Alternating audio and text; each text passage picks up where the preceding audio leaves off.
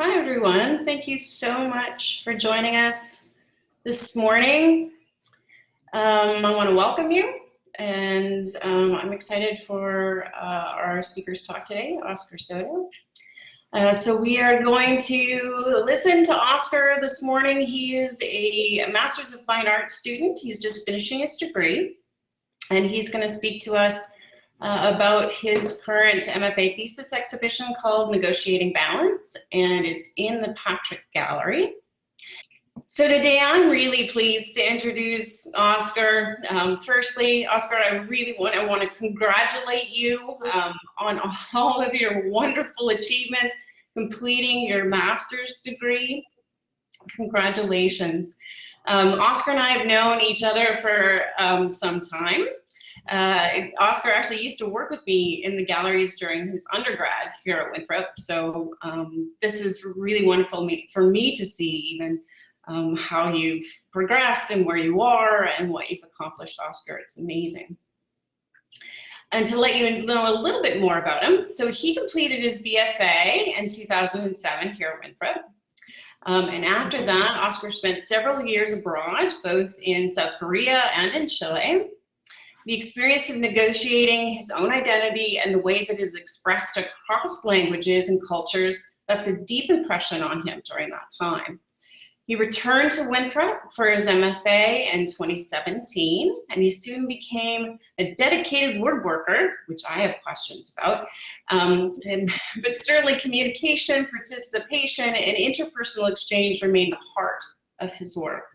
So welcome, Oscar. And congratulations. All right, thanks a lot.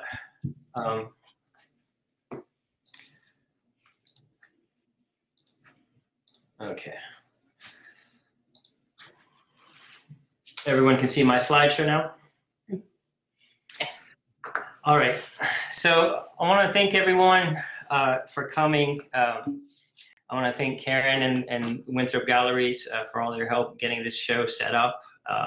And kind of giving me the confidence in what I was doing. And of course to my wonderful MFA committee, Sean Cassidy, Claudia Osteen, Michelle Levitt Garner, Karen Stock, and Stephanie Sutton. Without them, I would have been lost forever.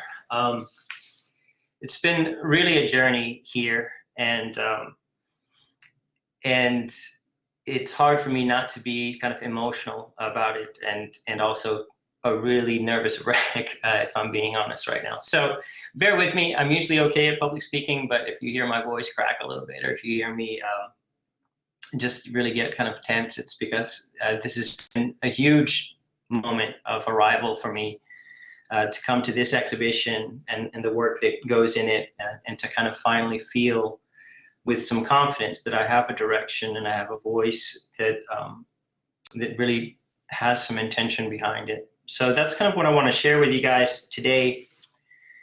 And to do it, I am going to take you kind of briefly through some of the formative work that brought me to this path. And by formative work, I'm really talking about my MFA work.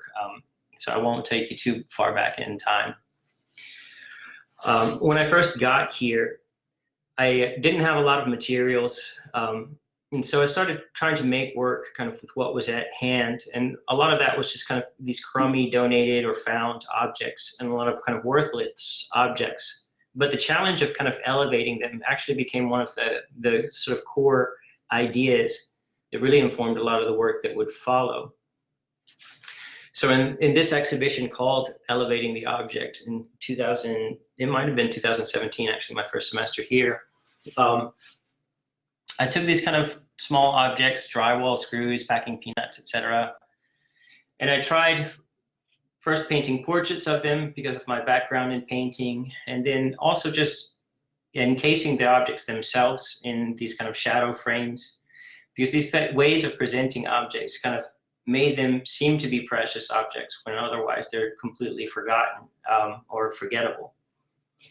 And one of the things that stood out to me after this exhibition and this work, after I'd had time to process it, was especially in these framed pieces where, I took the objects themselves and put them in a frame. I was taking them out of their context and making them useless. These are very utilitarian objects. Maybe the puzzle piece less so, but the idea that I'm increasing something's value by taking away from its utility. There's something kind of perverse and twisted about that I was really kind of drawn to. Why is it more valuable showcased like this? So I wanted to continue, or I was interested in continuing this kind of line of thought, but I was getting a little bit restless about fabrication. I really just wanted to be making things, to kind of feel like I was constructing and building things. So I started going into the scrap wood in the wood shop and just gluing together forms and sanding them down into these very organic shapes. So these works, I almost didn't even include them in the presentation because they seemed so outside of the trajectory of my work. But then as I was looking at them, I realized that there is an aspect that really does fit together with it. Even if you just kind of take the titles, the first one is Our Flight, the second is Box Sprout, and the last one is Delightful Problem. All of these are kind of these suspended moments, or these moments of transitions where the forms look like they're kind of either growing or dripping or something. And this kind of suspense, or this kind of in-between state, is actually something that's very much present even in the Negotiating Balance exhibition that's up now.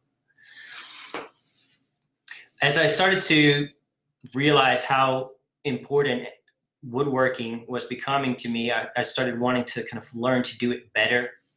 And so I set up these little challenges for myself. I made a simple wood cart for myself that was completely functional, but there was something that kind of struck me about, one, the satisfaction of building, and two, the idea that the wood cart themselves, much like the common objects before, are really just not valued above their function, and their forms match that function and nothing else. So to start to manipulate that form and make the function less practical was actually in a way a kind of act of defiance. And I started to think about how we're also kind of, as people, we're often quantified either for our values as consumers or in what we might be able to do or provide for other people.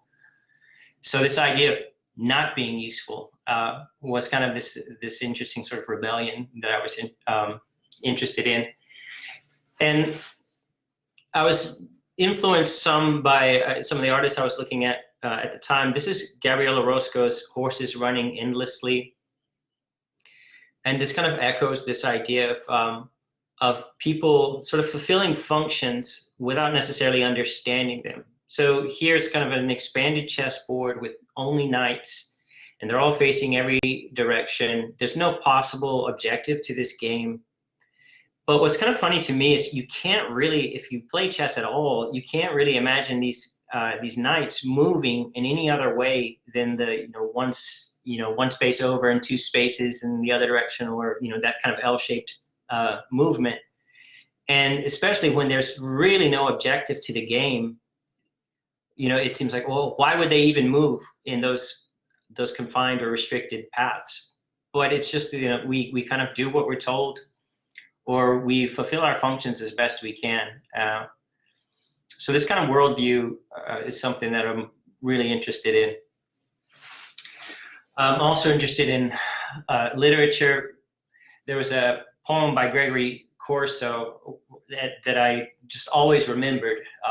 And the last line of the poem is, "Nothing sits on nothing, in a nothing of many nothings, a nothing king." And so as I was making these kind of 4 postage structures, I decided to kind of up the technical challenge, and my opportunity to do that was this idea of making a throne for the nothing king. So this is the first work of mine where I sort of introduced this circle, and I liked the circle. One, it's kind of a literal 0.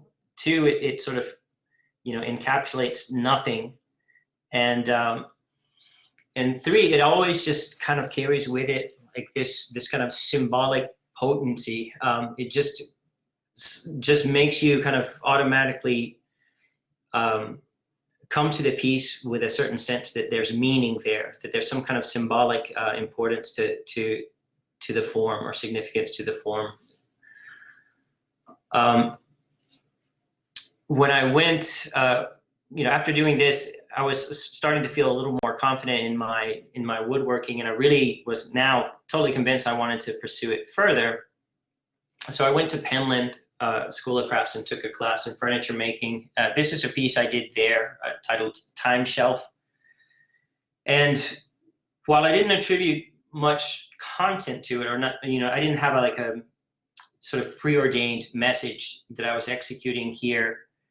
I do see it as kind of relating to this kind of suspended time that I'm interested in, and also the techniques where it's a little bit difficult to see in the picture, but the techniques that I used to construct this is very much related to the techniques that I developed in my thesis work, which I'll show you in time. I also started getting very interested in technology. Here at Winthrop, we've got a CNC router, which is a machine that can cut shapes out of large sheets of wood for you. You just have to design it on a computer.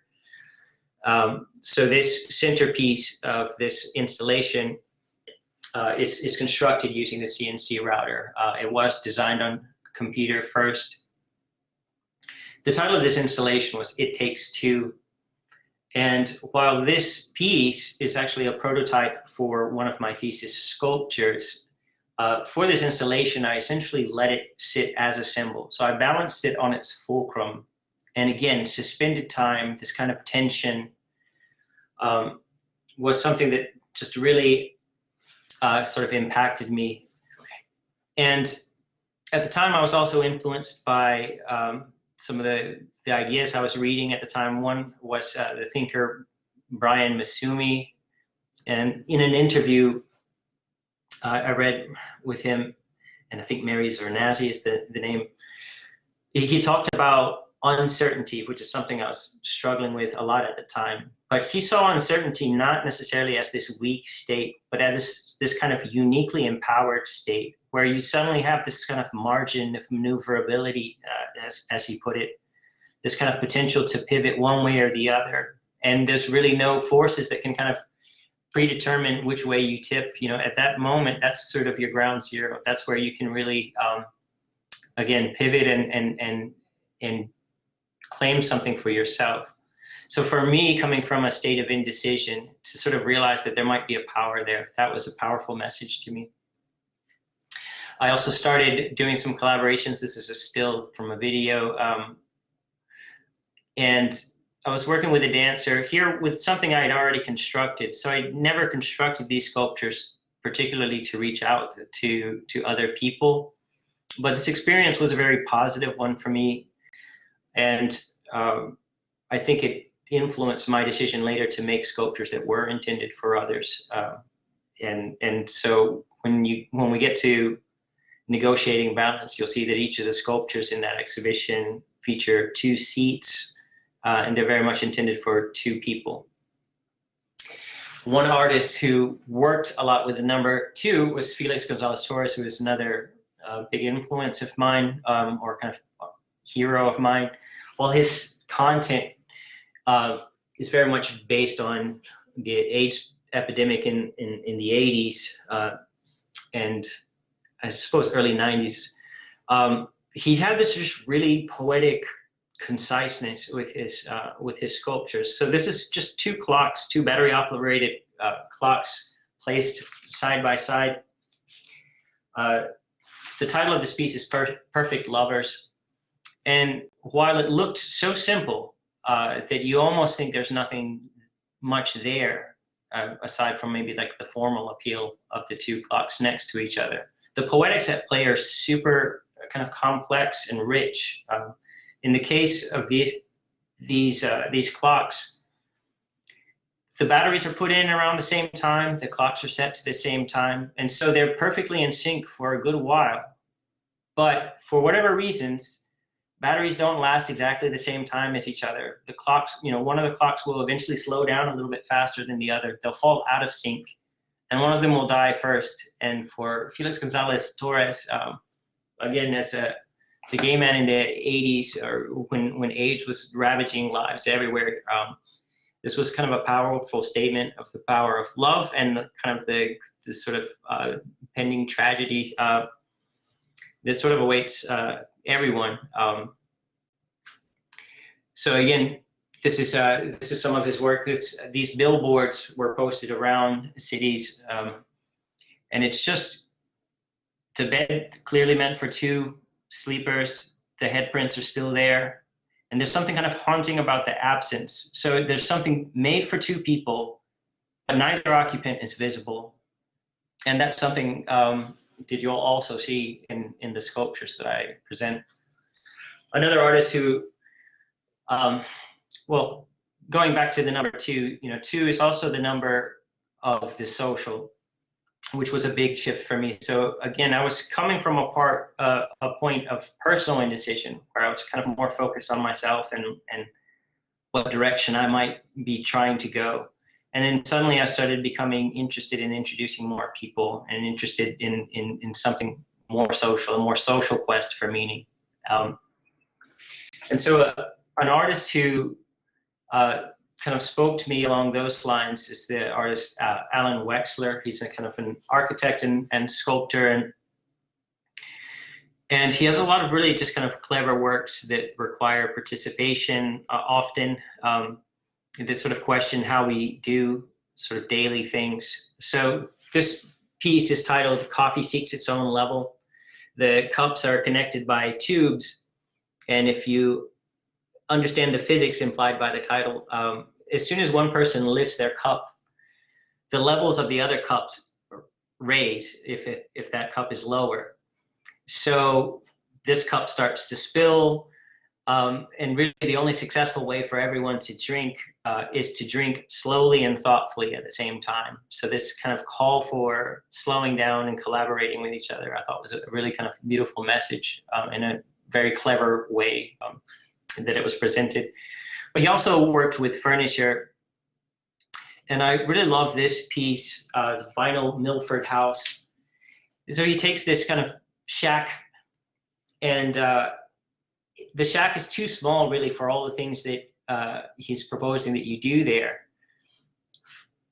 But he kind of, with this sort of absurd solution, he creates these cubbies for all the furniture that fits in. And so the space becomes one that can be the dining room, can be the kitchen, and can be the bedroom, because all of those furniture items are there. And as I'm, digging into furniture, while my starting point is the chair, furniture itself is really rich for that very reason that it defines the use and purpose of the space that it's in. So again, this is a kind of a blank space, just a box, that becomes defined by which items you pull out and push back in to the walls.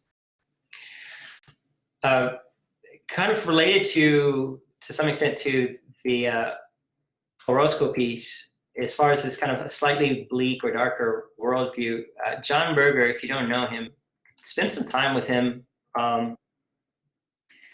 If you can't, I didn't write down the name of his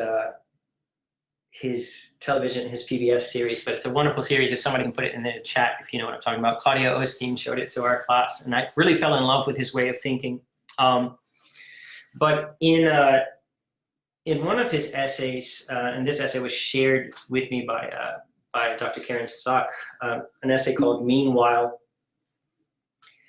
he kind of shows how, like, in his age, he became sort of disenchanted with just how completely capitalism and consumerism had sort of taken over the world. And so you can even find this essay kind of read, I think, under the title "Fellow Prisoners" on YouTube. You can hear it in his own voice. But it's this kind of impassioned, essay about how the world has become a prison, and so even your shopping malls and your schools and everything is just an expanded prison, and we're all prisoners. It's a very kind of dark way of seeing things. But again, this idea that we're all just kind of functions moving around with no real purpose or agency. But Berger's essay is not really completely pessimistic. There is hope. There is this kind of margin of maneuverability, or this kind of sense of freedom, and it comes from acknowledging each other, or understanding that we're all in this plight together. And in these secret exchanges that we have between each other, where we sort of acknowledge each other, and we have this moment or this bond that can't be dictated by any system or any kind of quantified, bureaucracy, or any of the rules that kind of bind us. So this kind of bleak world is, in some ways, what I'm addressing with my thesis exhibition, Negotiating Balance. I am in many ways responding to the same insecurity or the same indecision that I've sort of felt all along, but I'm also offering the possibility that whatever it is that we need to figure out about how to find meaning, how to find balance in our lives, or how to kind of negotiate the world, that in which meaning and purpose isn't clearly defined for us, whatever that is, we can start to sort of negotiate it with each other. We don't have to necessarily go it alone. You'll see too that, well, I like sharing some of these images because even these simple line drawings here were actually pulled from the 3D rendering software program Rhino. And so each of these sculptures, even as labored and as worked as they appear in wood, they were all designed in a 3D modeling program. And I even drew up the floor space and was thinking about how to distribute them in the space. Here's another view of the 3D models. I was really interested in this kind of combination of new technologies and traditional material. Because even if I have all of these things kind of solved for me, just to give you a comparative look at how the actual sculptures turned out versus the 3D models, I think I came pretty close. But no matter how much the computer solves for me, there's still so much that I have to do by myself. So just to give you a taste of that, this is only maybe a fourth or maybe an eighth of the angles I had to cut, for the hundreds and hundreds of pieces of wood that went into my giant seesaw piece called Burdens of Balance. Each of these angles is a little bit ridiculous, and there's no way I could cut them all so precisely and get the work done. But this was kind of how I set up challenges for myself. So mathematically, it should end up perfect, but it never does. And there's an intense amount of labor that goes into it, and the physicality of kind of old-fashioned wood construction is still very much present. Here's a kind of a shot of one of the glue-ups. You can just see how I've used every clamp in the wood shop and my own clamps just to try to get this thing put together.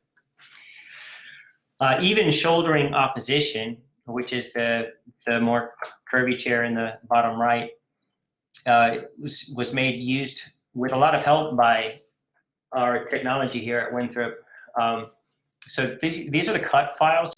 Each of these is one slice of the overall sculpture, and each of these slices was cut by machine, so I didn't have to do that. But then I had to glue it up, and you can just see how messy and how kind of gritty that initial process is. So to go from that to the smoother form is still quite a lot of work. And I love those periods of intense labor, because even though they can be pretty stressful, there are also moments in which I don't have to doubt my purpose. I can really just quiet my overactive mind and just dig into the work. So here's part of my statement on the wall, aside from telling people to please not sit on the sculptures, and that's mostly for safety. I want people to enter the space and engage their imaginations.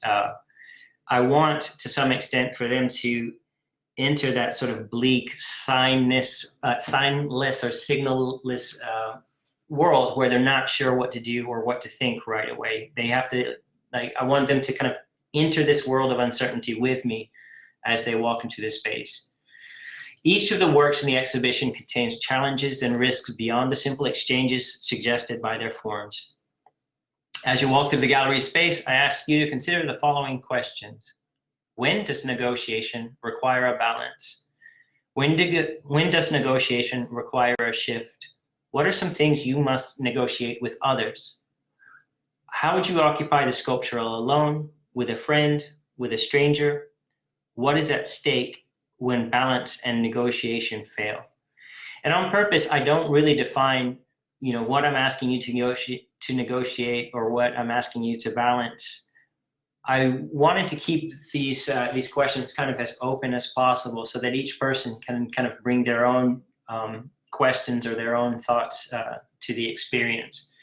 And on a similar note, I wanted the exhibition to kind of be as sparse as I could make it. I did a lot of investigation with these sculptures in which I was activating them. I did have people interacting with them or on them, but at the end of the day, I wanted them to be able to speak for themselves. And so having this kind of exhibition just really kind of devoid of extra information, I wanted as little light as possible on the walls, for example, except for when it was useful for the shadows, and also kind of as little light as possible on the floor, except for the space sort of around the sculptures themselves. I hope this works. I'm going to play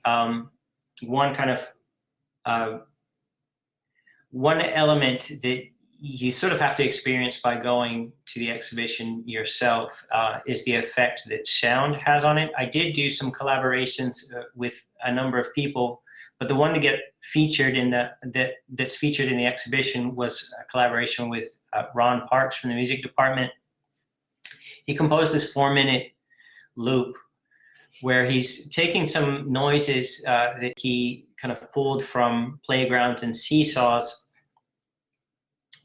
but he really kind of buried them in a way that you can't necessarily pull them out right away, but you get this tension between sort of the familiar and the unfamiliar, and I think it really helps kind of set the tone for the exhibition. So I'm going to play about 45 seconds. That might seem like a lot, but I think it's a good way to kind of get the idea of what he created.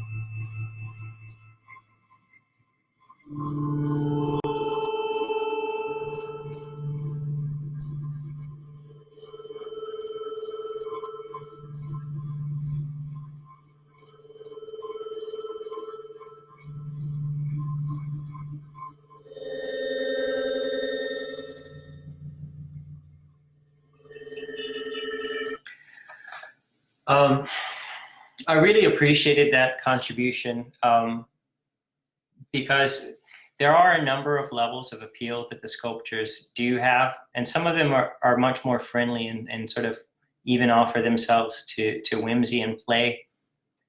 But that sound that plays in the space, along with kind of the lighting that I've set up, really kind of help it linger more in that sort of atmosphere of mystery and again suspended time that I'm interested in.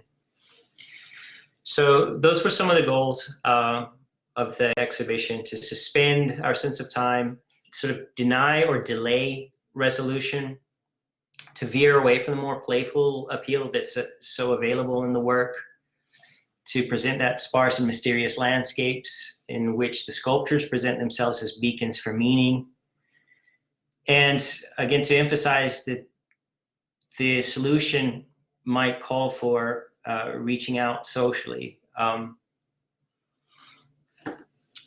So I've tried Renee told me not to say try. So in the exhibition, I set up I situated the sculptures and the shadows so that they would point to each other and kind of tie into each other.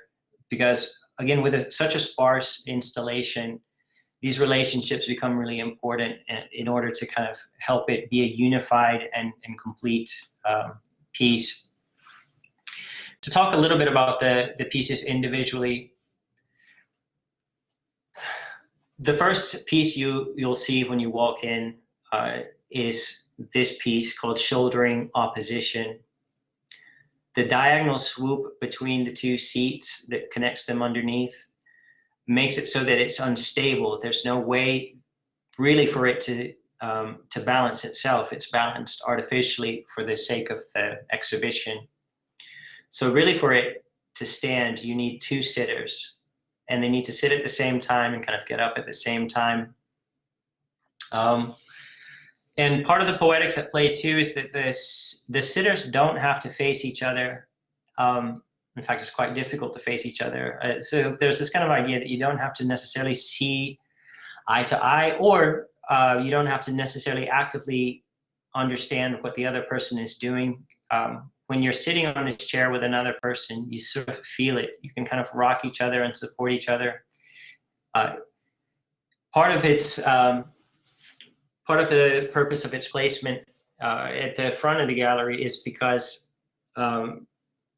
its size. I mean, it is smaller, but this idea of it being smaller is also that it's lower to the ground, lower stakes.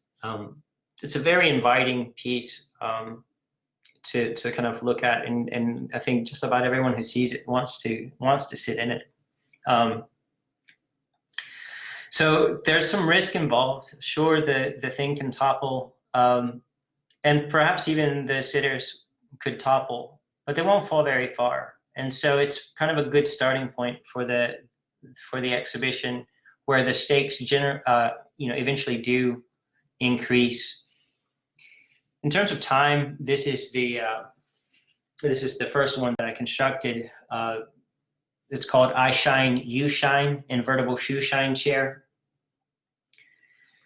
The idea was that the server and the served could maybe exchange roles voluntarily. So where the chair that's upright right now, if you pivot the sculpture, it'll become the chair at the bottom. And this platform that's the back of the seat for the person being served becomes the kneeling pad for the person shining the shoes of the other. So there's something kind of, I don't know, maybe friendly or hopeful about that message, this idea that we can pivot, that our roles or our sort of our class distinctions or whatever maybe aren't so permanent. Maybe we can just work together a little bit more, or be more thoughtful and considerate of each other. But there's also conflict here, implicit in the form. If you really think about it, there's really no guarantee that the person being served will give up that seat. So for me, the stakes in this piece are not so much in the risk of falling, but more in the risk of that conflict happening.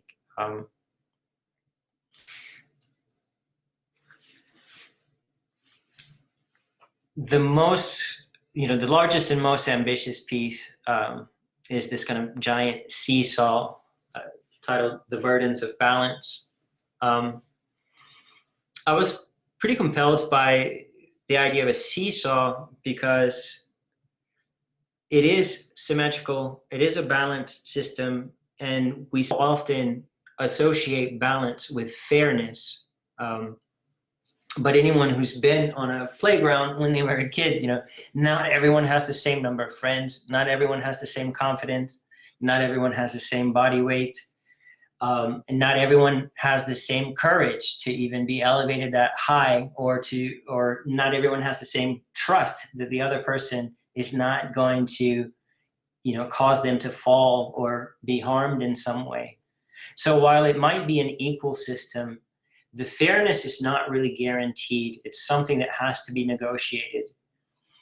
This sculpture, as I mentioned in the statement to the exhibition, each system is more complex than it appears. This particular sculpture does not function like a normal seesaw. If you were to really imagine yourself sitting on it, you would realize that your feet aren't going to contact the ground in a way that's going to allow you to propel yourself up. And in fact, when you use it in person, you might not understand this just by looking at it, but it takes really a strongly disproportionate force to initiate the shift.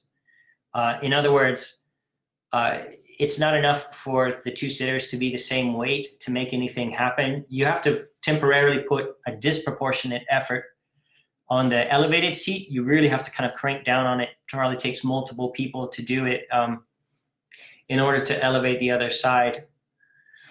So one of the things that was kind of neat for me to be able to do in this exhibition was to light the top of this sculpture, because there is a certain level of meaning behind the idea of elevation, and this idea that we have to uplift each other, and that to do so, it's not about being equal all the time. That disproportionate effort, you know, perhaps the privileged, for example, have to disproportionately try harder because they don't have to, well, sorry, I don't want to get on too much of a political tangent. But again, fair results don't necessarily come by just everyone always exerting equal effort. And to really reach the kind of social agreement that offers fairness to everyone, it's much more complex. It does have to be negotiated. And there's no guarantee that everyone will participate fairly. So here's kind of a rear shot. Again, all the sculptures are sort of pointing towards each other. The shadows are pointing towards each other. And I just wanted to kind of conclude that, you know, while there is no resolution necessarily offered by this exhibition, it's more questioning than declaring. For me, through this MFA experience, it's been huge to get to a point where I can actually kind of stand by my work. And to me, presenting this exhibition, these three sculptures kind of in their rawness, in their, you know, without too much embellishment, without too much extra information, for me to be able to do that and stand by that and say, this is what I've done while I'm here, has been just tremendously meaningful. And I definitely couldn't have done it without all the support I've got here. So thank you very much. I will open it up for questions. Wonderful. Thank you so much, Oscar.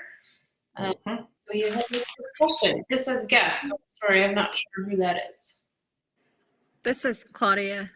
Sorry, I've been having internet issues, but that was wonderful, Oscar, and your work is beautiful. And I'm curious, you talked a bit about your collaborations with people outside the field of art.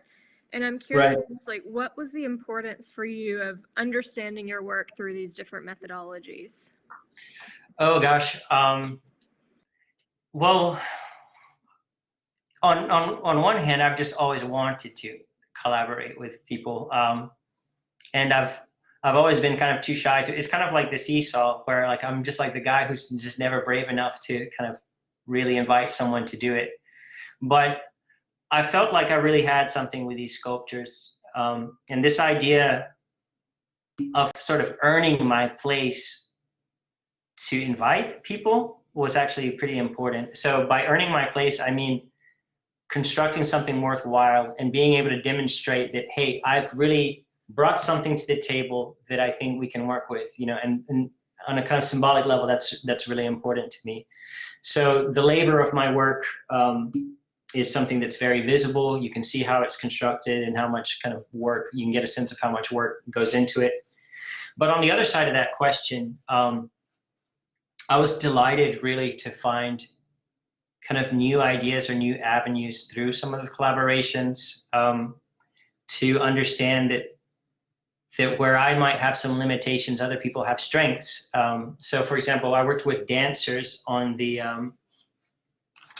on shouldering opposition on the kind of swoopy small chair, and they can come up with ways of responding with their bodies to the objects that I would never have come up with myself, you know, and that was really great to see. Or I worked with creative writers on the shoe shine chair, for example, and where I had told so many people, hey, it's about the server and the served, you know, changing roles, and everyone was like, oh, that's nice. The writers, you know, they look for conflict. That's what's interesting to them. And so they're the ones who sort of pointed out, hey, you know, there's more to this than just like the simple kind of more optimistic message it might seem to present.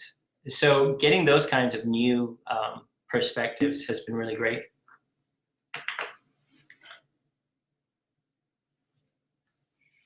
Wonderful, thank you. I see in the chat, it's your birthday, Oscar. It is my birthday, yeah. Congratulations on your show and on your birthday, so it's wonderful. A great way to have a birthday. Does anybody else have any other questions for Oscar? Elizabeth does. Elizabeth.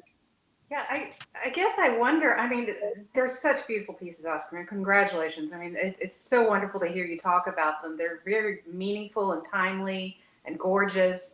But what's the future of them? I mean, these are huge pieces. Are they destined for other shows?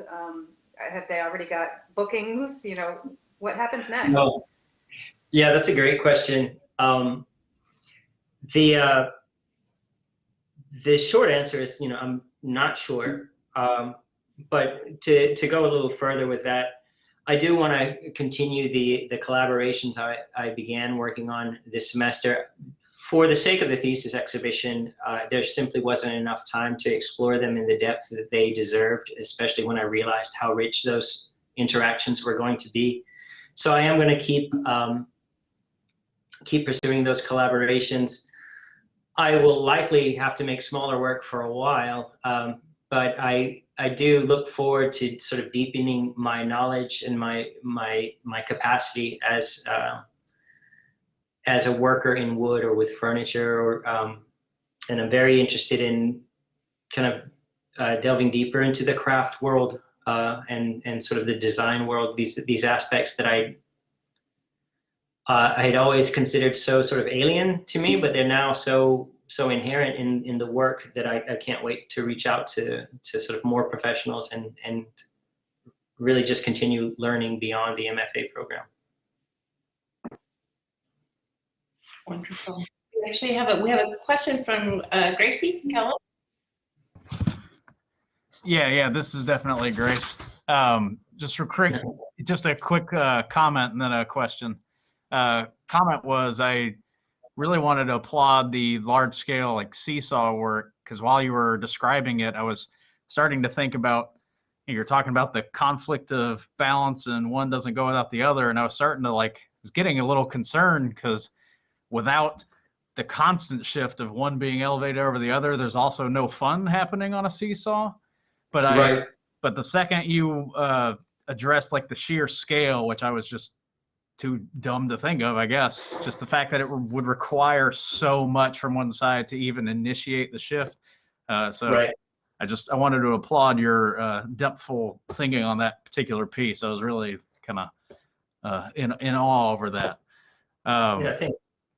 Question was, does this series feel like it's kind of capped off at 3, or do you have plans for other works? They're so varied. They're so varied and different. I could just No, I think I could probably continue this series for quite a while, or at least keep. I mean, I don't think I'll ever. I think the ideas, the underlying sort of either message or concerns in within the pieces, I think that's something that's with me, kind of. It'll be with me for a long time. And I just wanted to comment too on the first half of what you said, this idea of kind of no fun. That's exactly right. And fun might seem like a light way to consider it, but the idea of balance too is that balance is never completely static or without its tension or its potential. But also meaningful engagement doesn't mean permanent stasis. You do need to shift. You do need to elevate each other. There are highs and lows that are sort of implicit and required for meaningful living. So yeah, you're right. It's no fun without without the risk. Grace has a real question, or the real Grace has a question. Not a real question, the real Grace. Right. So I find myself collaborating a lot, and you talked about how you use dancers and creative writers and people in the music department. Did you use them to understand your work more or in different ways, or did you plan on having performance and literature tied into this work, and you decided that they did better standing alone? Great question. Yeah, so really I was kind of opening up more than one can of worms when I started, initiating those collaborations. And again, time sort of constrained what I could achieve before the thesis exhibition, and time is also what's going to allow me to explore those things further afterwards. So yes, while in part it was to understand the works more, the works do beg for interaction, and I needed to kind of see what those interactions could be like. But at the same time, the idea of collaboration is one that's become really interesting to me, because it is quite difficult, or it can't, I'm not sure if it's difficult for everyone. But for example, I reached out to the English department, and I reached out to the dance department, and even I guess with Ron Parks in the music department, in each kind of art, or each college or each field had their own sort of experiences with collaboration across arts. And a lot of times they find that it's artists simply asking them to respond to the work, or it's a kind of a 1-2 exchange, like I make something, you react to it. And a lot of them express this interest in looking for something that's developed beyond that. And that's what I was really interested in facilitating or fostering. And that's what I'd like to do with my collaborators. Now the thesis show chapter is, coming to a close. So yes, I did initiate those, thinking that I might include, either videos of the dancers or some of these other like products that might emerge from that in the thesis show. But again, time-wise, and then eventually for the sake of the sculptures themselves, it became more prudent and also more significant for me to display the sculptures alone. I think you made the right decision, at least for this show. Right. But I also like the idea of collaborating with people and not necessarily using it in the exhibit, but using it to learn more about the work and learn how other people approach and understand your work. I like that idea. Yeah, thanks. Bravo. Does anyone else have any other questions for Oscar? I did see that they put a comment in the chat, which is really interesting. I thought I would share it. So she states that in the image of the I shine, you shine projected in the back seemed to be time-lapsed, a time-lapse of the piece rocking. Its silhouette in motion with both engaging as contemplative in motion dynamicism, but also visually appealing. Makes me want to see the same with the other pieces. In fact, would be prints that I would love to purchase. Oh, neat. Yeah, I do that, Oscar. Sort of taking that work into another realm. Yeah, I think it's a fabulous. Sure, yeah. Definitely something to think about. Thanks, Lou. Does anybody else have any other questions? Yeah, Lauren. Hey, Oscar. I just wanted to Hey, say, Lauren. first of all, happy birthday and Oh, thanks. congratulations. I'm going to see your show in person tomorrow, but I just wanted to say that the simplicity of just the pieces in the space with Simply Lit is really, really stunning and beautiful, and does exactly what you wanted in terms of allowing the mind a space for contemplation.